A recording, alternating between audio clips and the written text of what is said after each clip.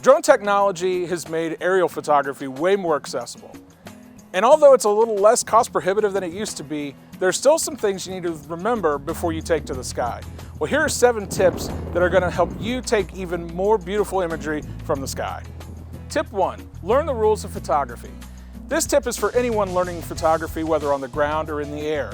You have to know the rules before you can break them. For example, you're going to want to know how shutter speed and ISO and aperture all work together to make the exposure triangle. Now what that means is that all 3 of those work together to form your exposure. Now if it's overexposed, that means it's going to be too bright. If it's underexposed, that means it's going to be too dark. And if one of those variables changes, you're going to have to change another one of those variables to compensate for it. Another important rule of photography has to do with composition, and it's called the rule of thirds. Now what the rule of thirds does is help you decide where you're going to place your subject in your frame. What you do is take your frame and divide it up into 9 square boxes. Now where those lines intersect, that's where you want to put your subject to have the most interesting composition for your image. Tip number 2, learn the law. Now let's face it, reading a bunch of laws and regulations from Congress isn't the most exciting thing in the world to do, but there are a lot of important things you need to know before you go out to take photos with your photography drone. And one of the most important things has to do with whether or not you're going to fly commercially. And what that means is, are you going to get paid to do it? If you are, you're going to need to obtain your Part 107 certification from the FAA. And you can read more about how to get your Part 107 at modelaviation.com. However, if you're going to fly strictly for hobby purposes, then you don't need to get a Part 107. All you need to do is fly in accordance with the safety programming of a CBO, like the Academy of Model Aeronautics. Tip number 3, practice, practice, practice.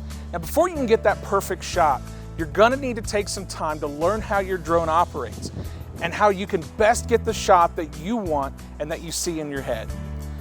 So the first thing I recommend for people to do is to go out and purchase a small trainer drone, something like an Inductrix or something equivalent to that size, to learn how to get your bearings on the sticks.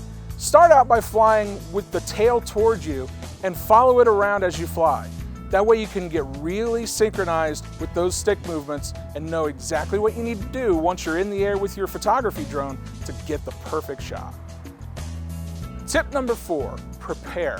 And as we all know, preparation is the key to success, and it goes far beyond just knowing what shots you need to get and what period of time you have to get them in. As an example, you want to make sure that the weather's going to be cooperative that day, make sure the wind speeds aren't going to be too much for your rig, but also make sure that your cards are ready and your batteries are charged. Because once you get there on the site, you only have a set amount of time to get the shot you need. Tip number 5, use all of your frame. Now the rule of thirds isn't the only thing to think about while you're composing your shots. Also think about putting some foreground elements into the shots as well to help direct the viewer's eye to the subject that you're trying to photograph. Tip number 6, know your format. Now chances are your drone's going to be able to capture images either in JPEG or RAW format. Now you're going to have to decide what's going to be best for your project, but I'll tell you a little bit about each one. For example, a JPEG shoots a file that it's much smaller in size, but also loses some data in the process. Now with RAW formats, you're going to have all of that raw data that came into the image sensor, and it's going to create a really large image size. However, you're going to have a lot of extra data to work with in post-processing. You'll also have to post-process that raw file in something like Adobe Lightroom or Adobe Photoshop. Each one has their benefits and each one has their negatives. You have to decide for yourself what's going to be best for your project. Tip number 7, grab a filter.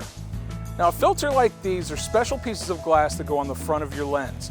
And what they can do is a whole multitude of different things. We have polarizing filters, for example, as well as neutral density filters.